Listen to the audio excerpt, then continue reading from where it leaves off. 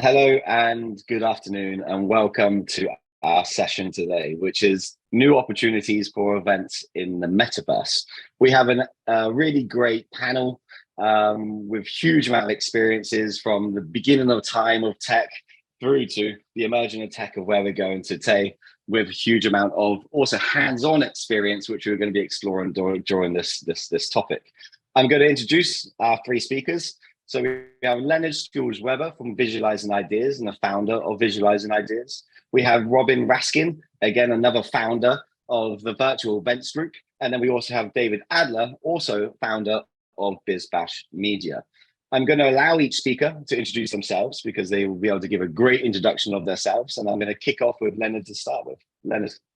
Hello, everybody. I'm Leonard Schulz-Weber. I'm the managing director and founder of Visualizing Ideas. We are an event management company that brings event technology to life. In my former position as a healthcare manager for one of the largest pharmaceutical companies, we realized that there is a lot of demand for personalized and individualized event technology solutions. And at some point, it was just the perfect timing for me to start up with my own company that really brings event technology to life. We're not really tied into any specific solution in order to make sure that we are bringing the event technology to the client and not vice versa, because you have been locked into any year-long contracts or even annual contracts that automatically renew. And with that, we have been emerging over the past 7 years into a market where event technology really just needs to fit, and brought in a couple of variations around this to really make sure it runs as expected. And with that, I'm more than happy to also join this panel to speak a bit more about this particular upcoming metaverse, where we do see a lot of challenges, but also a lot of opportunities around it. Thank you. And then let's go on to Robin Raskin. Well, hello, everybody. Glad to be with you. I'm going to give you my life in 3 acts because there really were. My first act was in publishing, and I was the editor of PC Magazine at that miraculous time when Bill Gates was writing DOS and Steve Jobs and Wozniak were designing computers in the garage and Nolan Bushnell was creating Ataris. So that takes you sort of way back. Second, after print publications sort of collapsed, I worked for Yahoo and did not love publishing on the web. So I started an events company that looked at technology within lifestyle. So I invented digital health shows, digital money, high-tech retailing. I wound up with CES, the Consumer Electronics Show, as my top client, and then I sold them that company. And I started the Virtual Events Group, where I am now, which is at its core, a big database of everything you need to make better events. And what we talk about at the Virtual Events Group with our members is how to make better meetings wherever they happen, whether they're live, whether they're hybrid, whether they're in Mars, the Metaverse, or the Marriott. We don't care. There are tools that you could be using to help deliver better, more meaningful experiences and business. So thank you. Thank you, Robin. And David, let's have a great intro from yourself as well. It's so nice to be here. I'm David Adler. I am actually on the board of Excite Digital, which I'm really proud of, that just launched recently. And I am the founder and starter-upper of BizBash in 2000. Before that, I was in the corporate communications world, which gave me the idea to start BizBash at both Macmillan and Prime Media.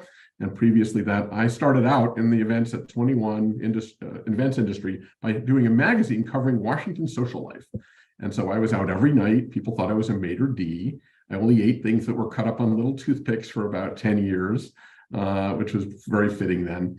And I'm excited to be here talking about the future of spatial computing and digital. And I've seen everything that has happened. I've seen the failures, I've seen the successes, and I'm totally optimistic about the world of event technology.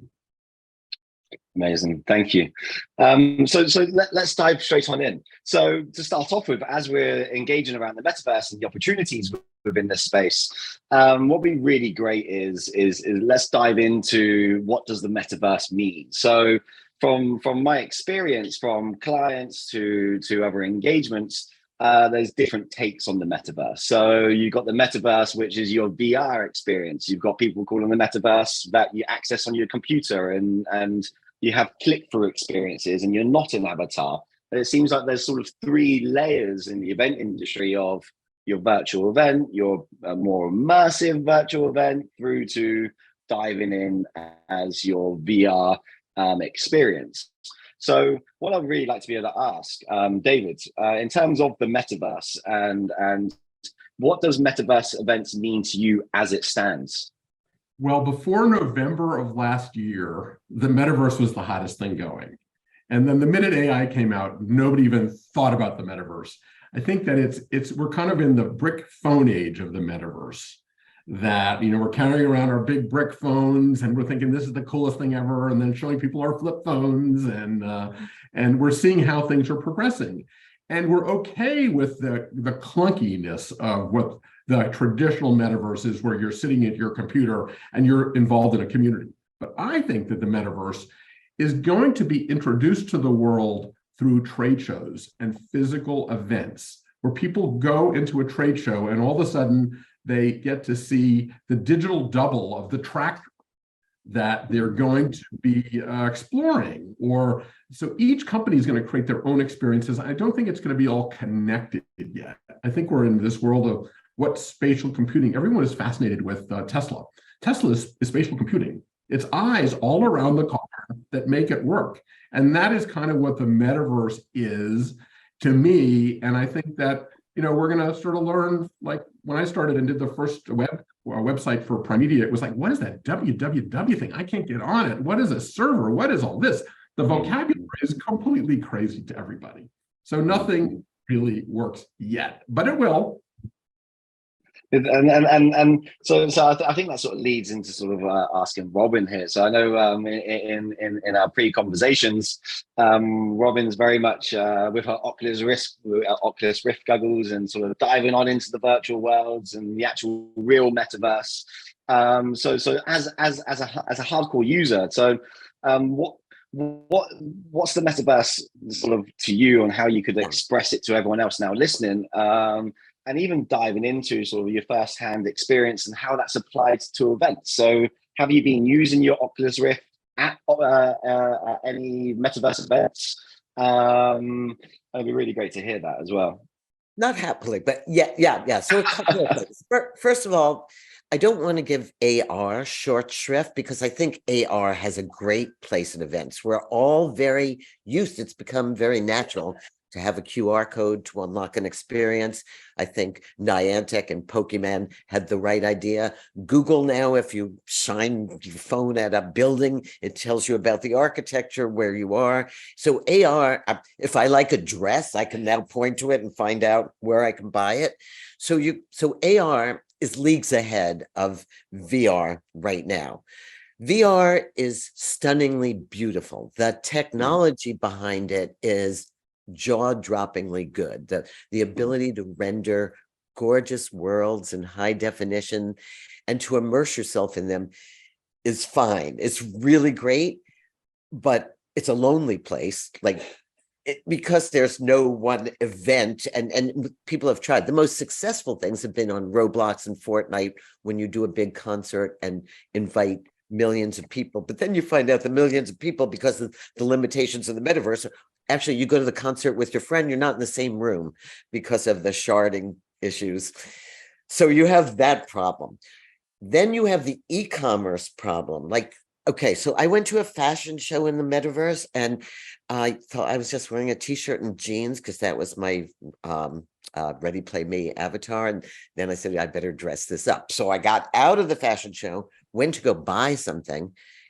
And actually with fees and crypto and wallets, this thing took me like 45 minutes, and the fees on all of it were double the cost of the dress I was going to buy. So now I'm like really mad. I just go back into the fashion show wearing my jeans and t-shirt and said, the hell with this.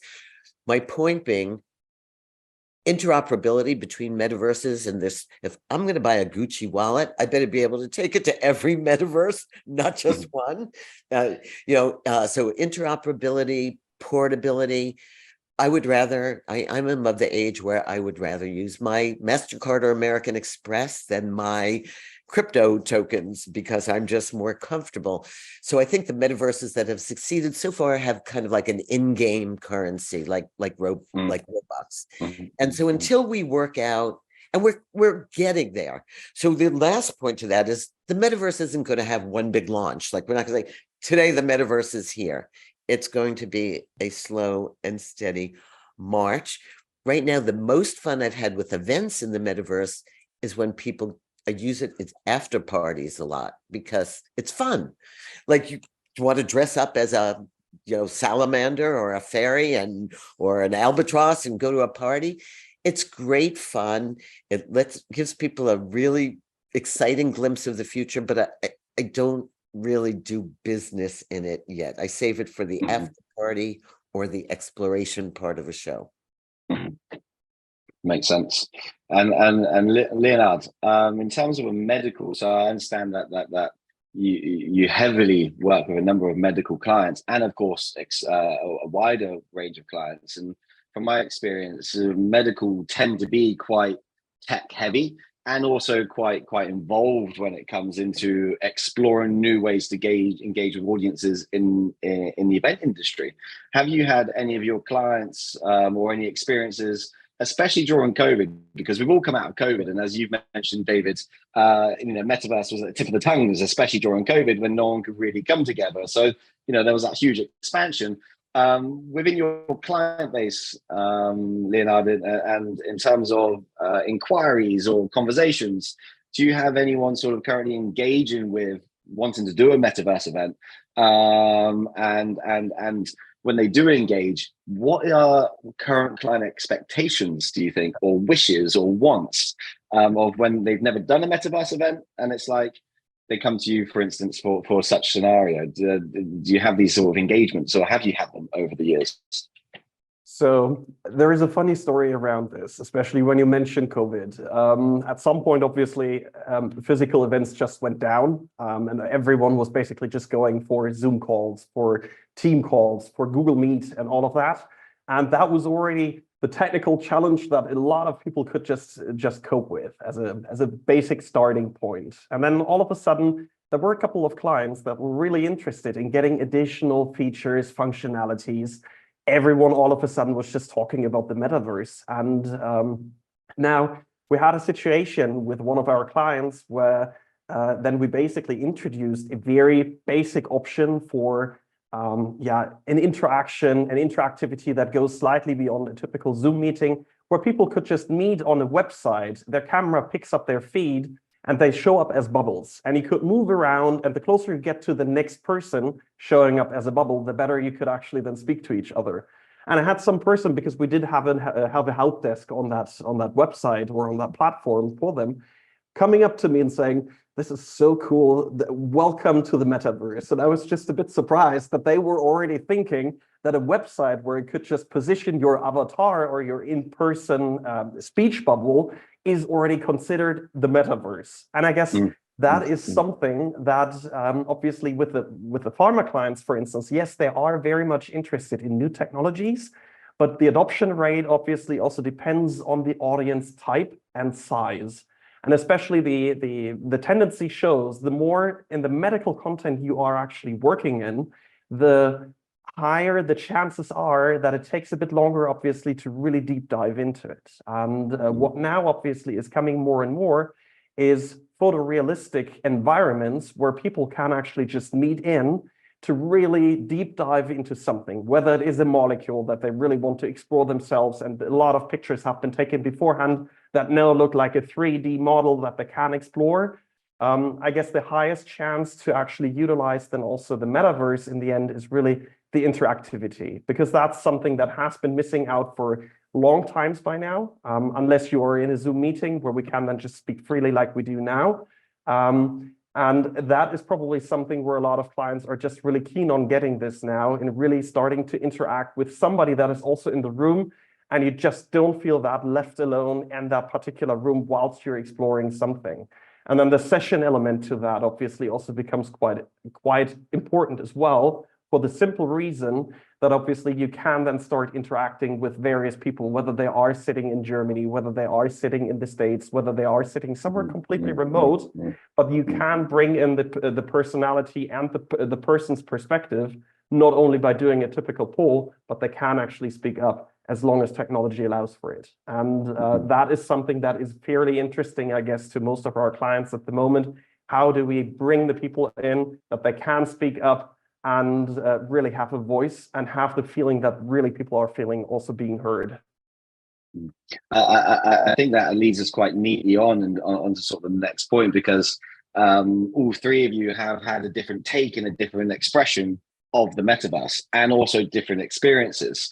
So I think it's fair to say, what is the current state of the metaverse? Is it sort of going into a website and being a bubble and interacting, or is it sort of diving into the Oculus Rift world and putting on goggles? Is the current state of the metaverse where it needs to be today that allows us to maximize opportunities? So Dave, what is your current sort of take on the metaverse? So and when I say take, what that sort of extends to, how do you see it in your professional world and your experience as of now to delivering a metaverse event? So where is it at as of today? That's good, and where does it also potentially need to be?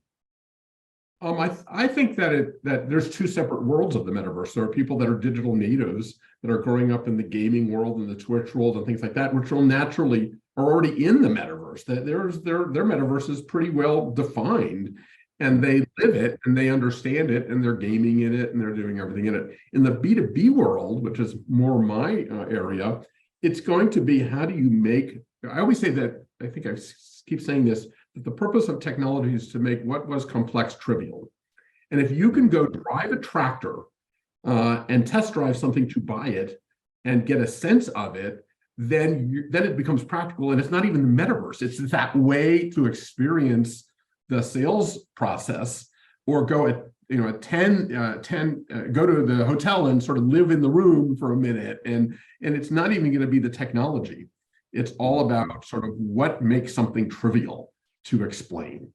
So to me, that's when the metaverse, which is probably not even the right word for it anymore, that whatever this is, the spatial computing, whatever it is, will get a more mass adoption. I agree with that, really, and anyone else feel free to join. The metaverse probably needs to change its name, or come up with a different element, because it seems quite broad. In terms of the metaverse and the immersive parts and that engagement element, and sort of coming away from Twitch, how would a client, or how do you think a client in business B2B world can take the Twitch and those sort of platforms and actually make a successful event delivery within the B2B world? Because there's many advantages to virtual solutions, the metaverse, global reach, accessibility, no cap to audiences, immersive experiences. But sometimes, or a lot of the time, I think it's the same as just having an app. Just because you've got the tech, there's a lot that do it wrong, or there's a lot that use it for the wrong reasons. So to be able to maximize your global reach, your audience, to maximize the learning of the content.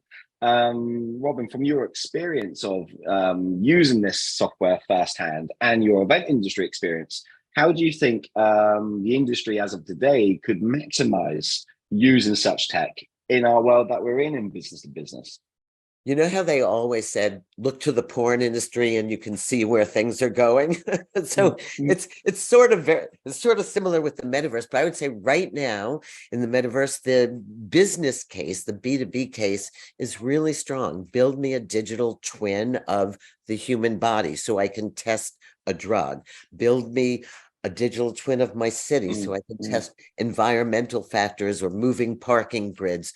Those things are really happening. And we are taking those learnings and that data and being able to play what if we change the traffic light timing? What if we build a building here? And we'll be able to solve problems, medical, business, product prototyping in ways that we never could before. We can build a whole city without lifting a nail or pouring a piece of concrete and see how it's going to work. Singapore is doing it really well. In Dubai, there's amazing projects going on. That will trickle down to things. And I always say that it's usually the arts first. The museums they know that they have attendance problems, that they need a wider audience. Museums are doing a great job of virtualizing the experience. So you can go to the Met here in New York. You can find out about the painter and the exhibit. You can immerse yourself. You can download a scavenger hunt for your kids. The secret to all of this, I think, is that it's got to always be changing. You know, I would put on my Oculus a lot and take trips to Tokyo and the Anne Frank house and roller coaster rides, but they never changed. Each time I went, I was repeating the same thing. So I think what the industry has to learn is, how do I make this fresh every time?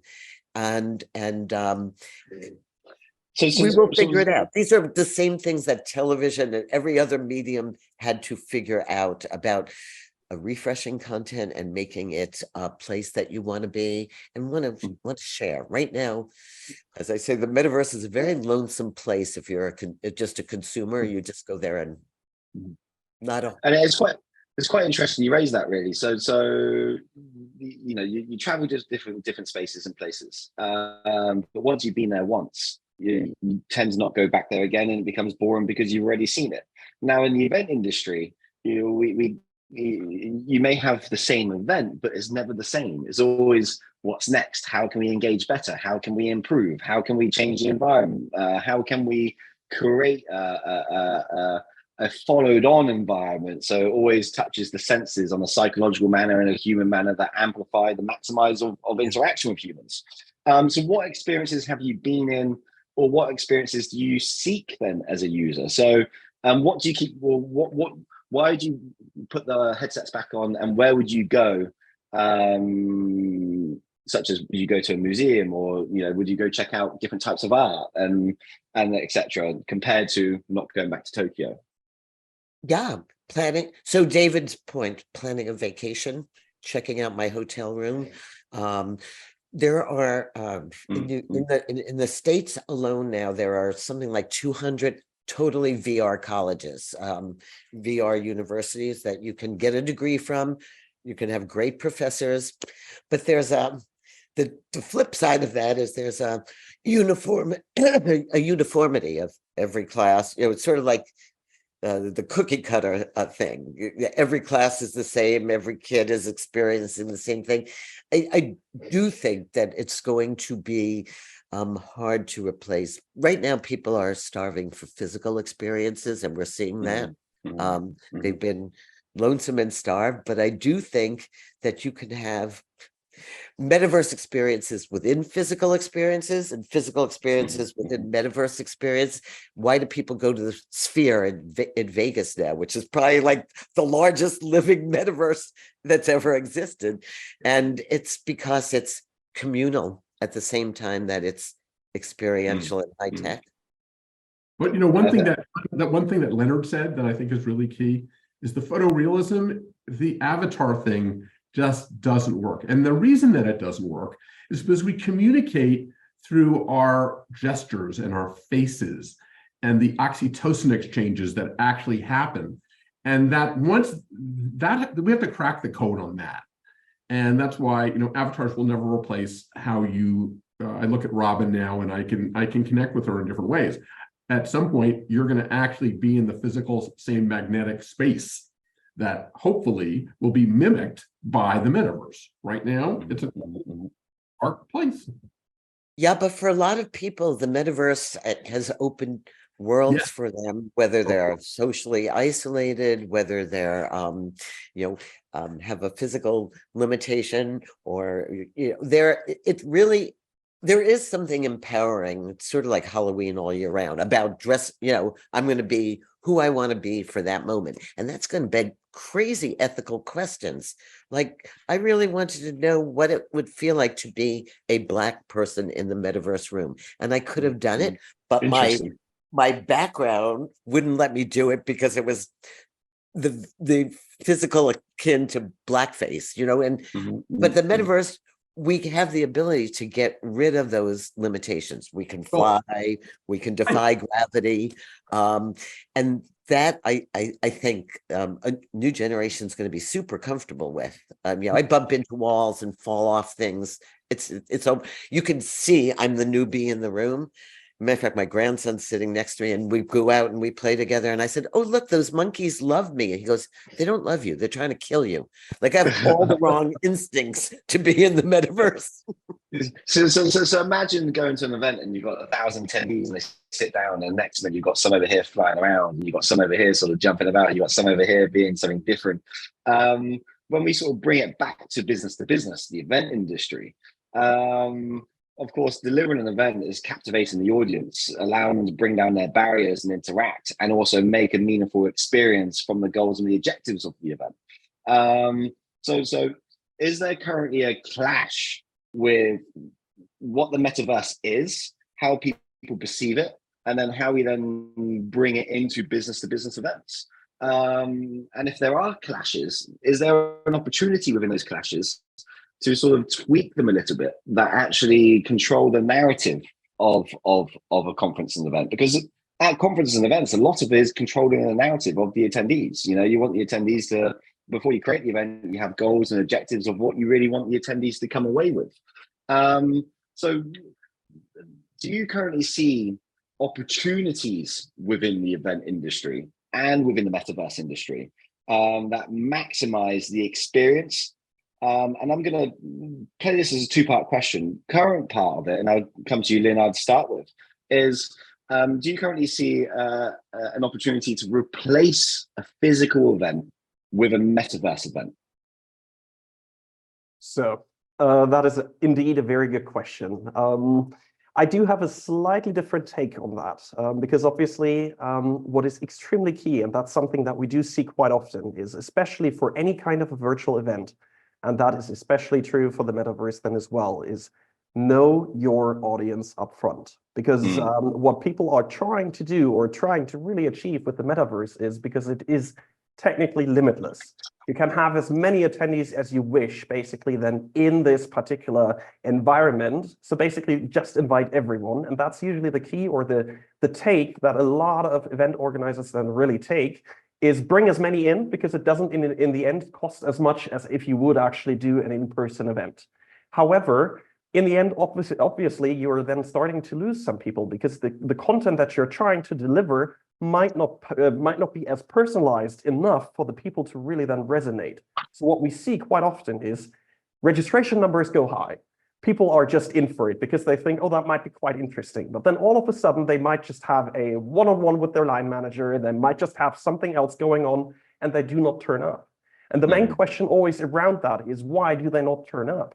And the main reason for that is really that they don't understand what's in for them. And I guess there is something, if it really is supposed to change from going from a physical event to a virtual event, is really tailor it to your audience.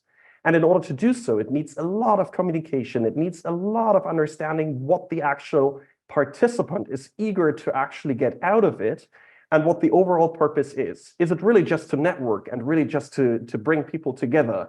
For that, a physical event might be challenging to actually be replaced at the time being with any kind of a metaverse event. However, if it is more around really engaging the people, making sure that we're in line with any corporate values, anything that we really want to disclose with our participants, then this can really make a difference, because obviously it reduces barriers, more people can actually join, but really clearly communicate upfront who's there, why should they attend, and what makes the difference. And then maybe just because obviously we are a technical agency, that always comes in as well, is once you understand your audience, also understand what their technicality background is.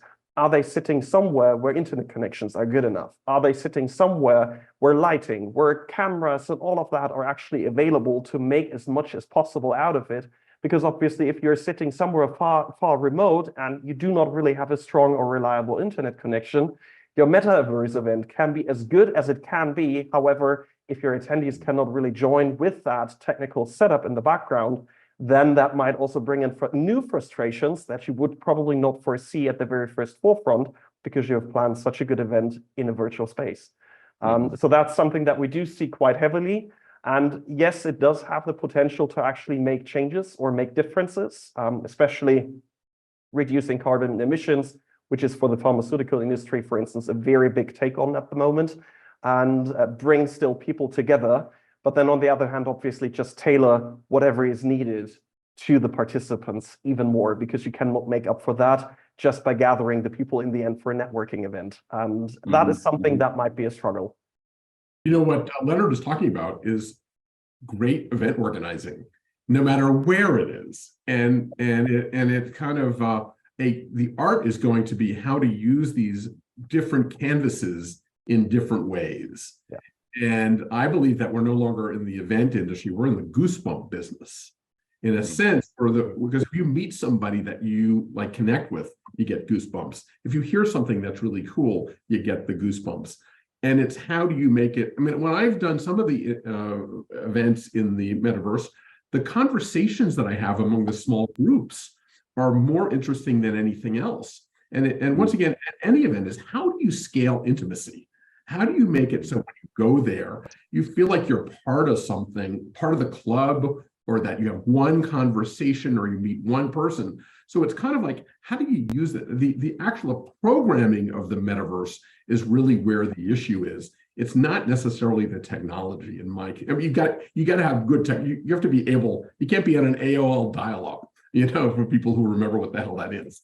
But I think we're going to get to the point where it's going to be the art of organizing.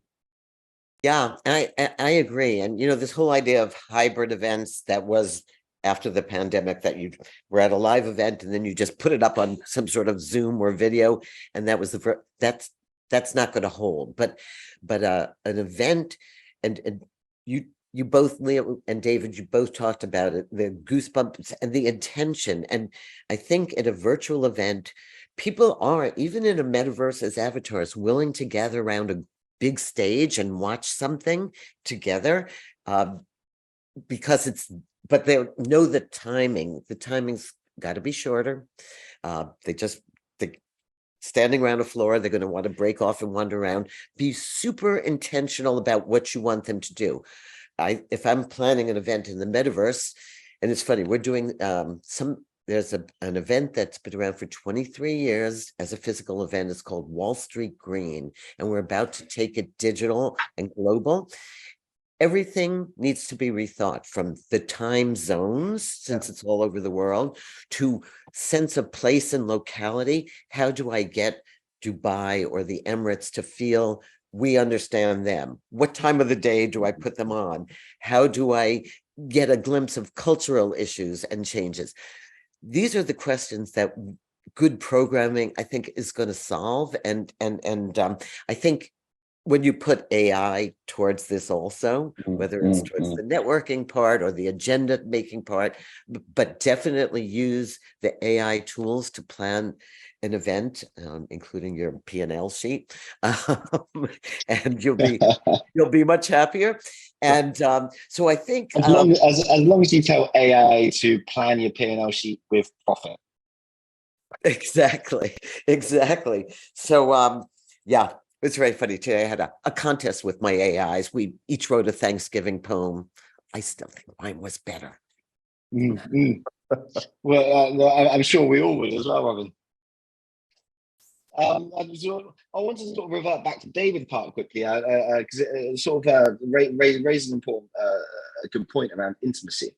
So you were sort of expressing around, when you were interacting in small groups within the metaverse, that you were having interesting conversations. Now, going to Robin's point, unless you're watching porn in the metaverse, how do you make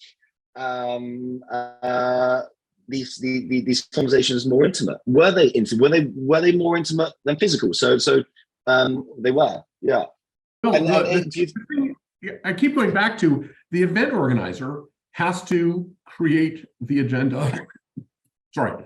I do these things called Jeffersonian style dinner parties, where I'm the facilitator of a dinner party, but I ask all the questions. So you can't just let it happen. you have to, I just wrote a book called Harnessing Serendipity, which means you have to actually make it happen. You have to think out these small conversations. Like whenever I have done small groups and the metaverse, someone says, okay, now we're going to have a small group in the metaverse. And this topic is going to be such. Go to the room that you want to have the topic and the conversation with. And I find the topic and I start chatting and I have incredible conversations. Remember that that short-lived website, or not website, where we got on the phones, and not on the phones, but it was online, and we just had these conversations with people on every topic. It was like a trade show on steroids. I forgot the name of it. It didn't last that long because it was like the end of the pandemic. But people want to talk to each other. They want to interact. They want to be heard. So how do you make people be heard? And usually the people in the audience are much better than the speakers on the main stage, because that's where you're going to get more information, especially in the B2B world. So, I mean, how do you create this intimacy? But it's planned. Yeah, and you take a chance. So when we do live events, we leave an empty chair on the stage because we know somebody in the audience is going to be really smarter than we are about this and have something to say. And we rotate them in, and it's scary. And I have planted people in the audience before, true confessions, because it's terrifying. But so we divide up, the conversation into 4 subjects, and there's going to be somebody with something to really offer in that audience. Another thing I believe in, just in the physical world, is don't sit on the panel in your seats. Invite those people, welcome them in, sit there and shake their hand and invite them into the room and find out who they are and why they're there and why they chose your session. You will learn so much before you start, and then you can act quickly on that. And I think the same thing could happen in spades in virtual events. Why are they there? We used one letter. I'm thinking it may be the same one you used. We took our audience to Scoot this time with bubbles, with round bubbles, and they had smart badging, and you had to tell a little bit about yourself. And we themed it for Thanksgiving, so it had to do with favorite food. What do I do with the crazy relative? We did a lot of fun conversations in a new environment. And I think audiences will, if you script it to maximize the tech, and make it effortless, they will really have fun. C2 Montreal had this thing where they do conversation pods, and they put spotlights on the floor, and you stood in the spotlight of the conversation that you wanted to have with different people. I mean, it's all about the programming and creating the environment to make it easy for people to connect with each other, because most people are not naturally extroverted, and they need permission to talk to each other, especially your generation, because you're so used to being on the phone and looking down. Not that that's terrible, but because I do that too. But you just need to actually, as an event organizer, be the mayor of that event, and you're in charge of everything from getting people to come to picking up the trash and everything else in between. And nothing is passive when you're an event organizer. And so whatever technology, whatever canvas you use, it's still going to be how you program it. And then in terms of challenges and considerations, and we're kind of talking through all of these sort of points just naturally and freely. In the now, are there challenges that would make you pick a physical event over a virtual event, or a metaverse event, or for you to pick a metaverse event over a physical event? So, I mean, of course, COVID created a challenge for us all to still come together and interact. Of course, now COVID's gone. That limitation of not being able to come together doesn't exist anymore. And of course, physical events are booming again because people like that intimacy, and trying to replicate that intimacy and bringing down those barriers and engage in sessions that aren't the same space each time, and a new environment. What would you advise to attendees listening today and watching the session, in the avatars, in the seats that we're going to go sort of have Q&A and interact with very shortly? What should they consider when delivering an event in the metaverse? And I'm going to kick off with you, Leonard, in this question. What would you suggest people should really consider when diving into the metaverse and choosing the metaverse technology as a solution to deliver their event? So it goes a bit back to the same that I said beforehand, basically, where I really strongly believe that it is all about your audience and what you want to achieve with your plans on making an event a success. And if it is really around networking, if it is really around getting the people together, I think it will be, at the time being, at least very hard to really replace that person-human interaction with a metaverse event. Nevertheless, obviously, this is possible. You just have to then streamline the content very, very well in order to get this going, and really then reconsider, do we do small groups, as we discussed just a couple of minutes ago, obviously, and that also gives people a voice that potentially might not speak up during an actual physical person event, because they might just be natural introverts, that then brings in new perspectives as well.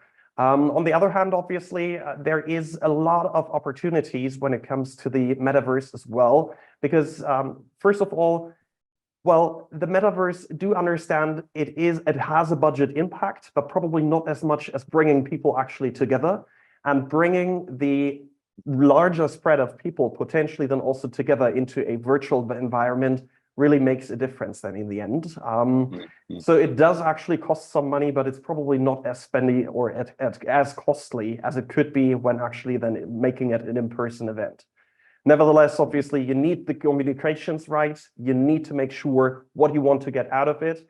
And with that, you can actually make an impact. And I guess that's really then in the end, the core decision, what the main purpose of your event actually will be. And with that, you can probably then also define whether a metaverse event might actually make sense. Or on the other hand, obviously, one doesn't exclude the other. If you potentially then just bring in some people from, let's say, remote positions to the actual event then as well by just mixing and mingling with the actual metaverse. But then it's really key to understand, how do we actually bring the people together that are in the metaverse versus those that actually meet up in person? So that is something that really needs to be streamlined to really get this going. And I see a lot of nodding here.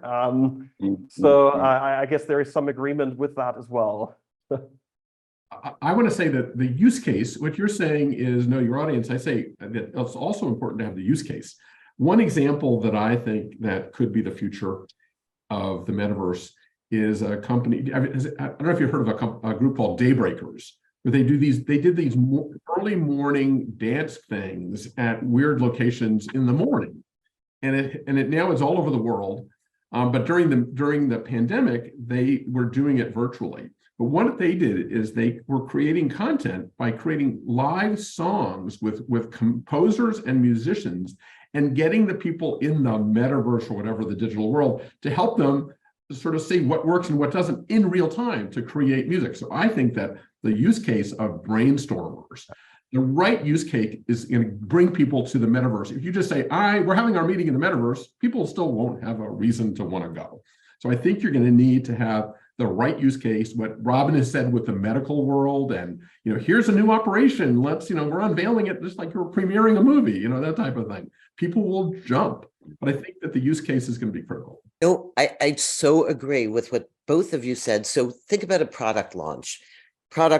Steve Jobs got on stage and did his thing, mostly live audience. Apple, by the way, just did their last launch with the new chipset virtually for the first time, like all virtually.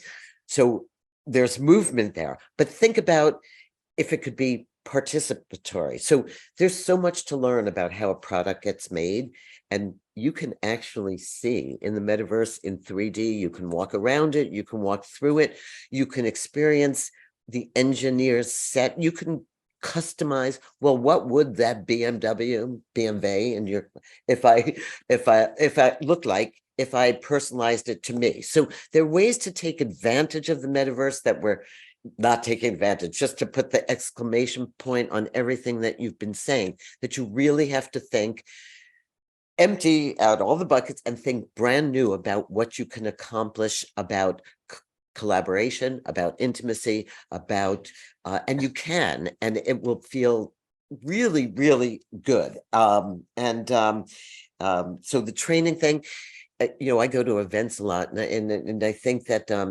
everybody works so hard to be carbon neutral or carbon negative, and it's not seen on the attendees walking around. They don't know what you use. So imagine if you had a virtual reenactment of how we did this, how much money we saved, how these events, what happens to the life of an event afterwards, so that attendees feel more a part of the whole experience.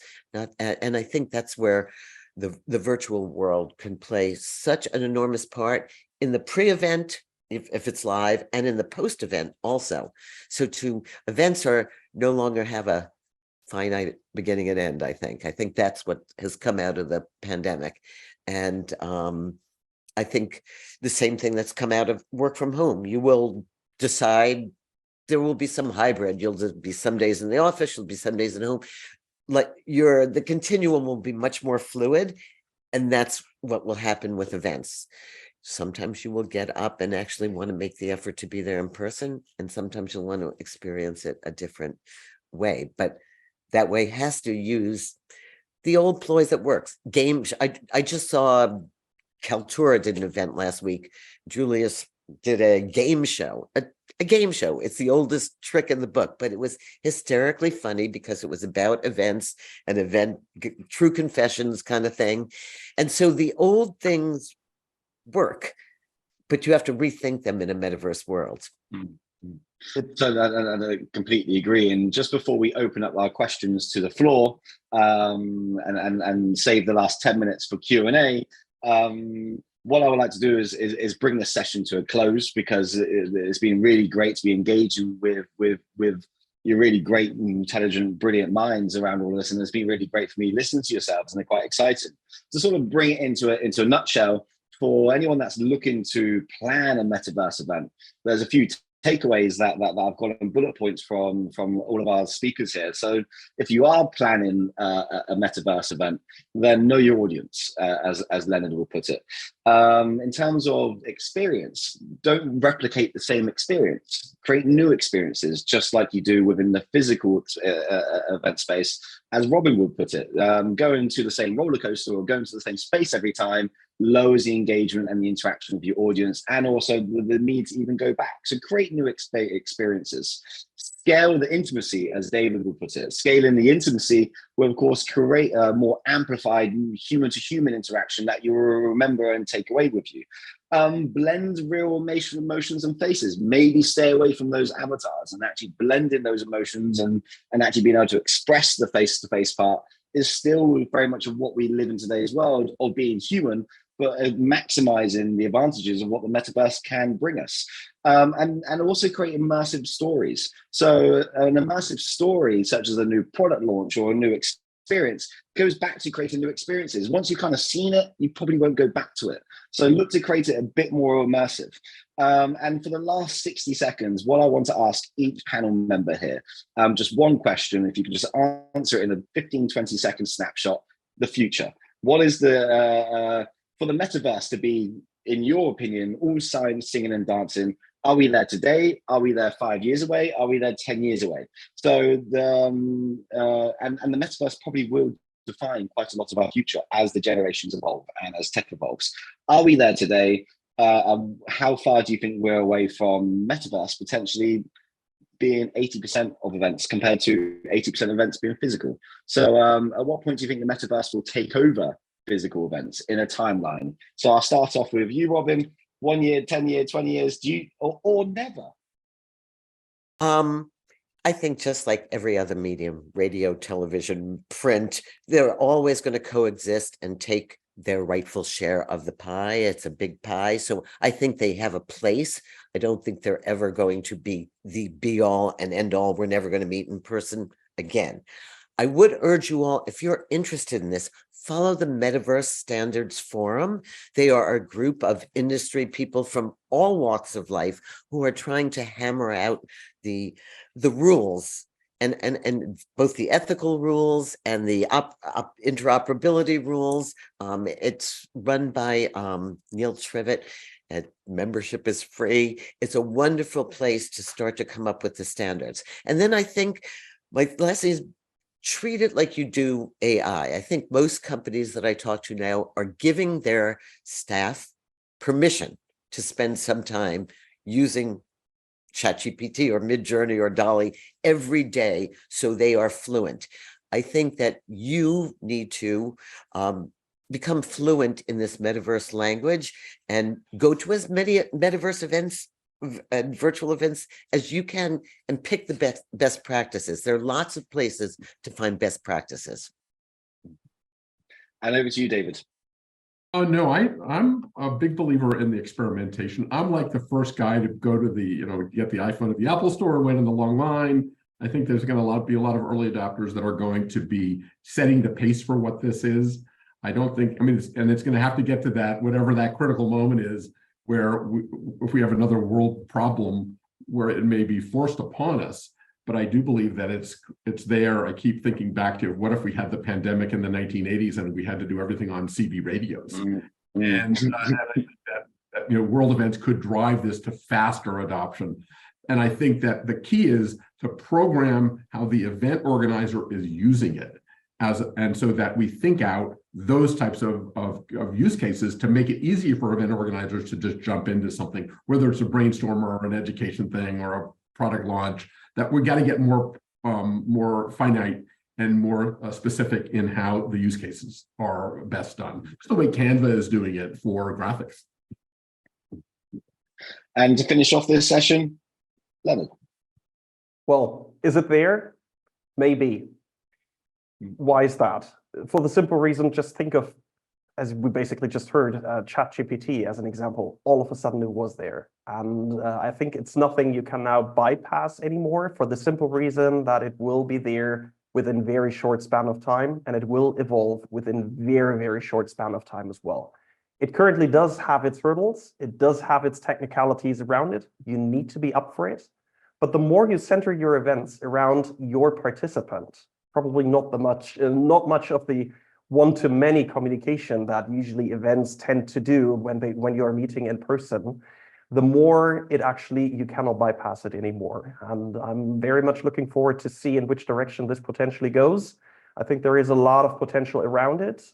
We just have to understand in which direction we really want to take it.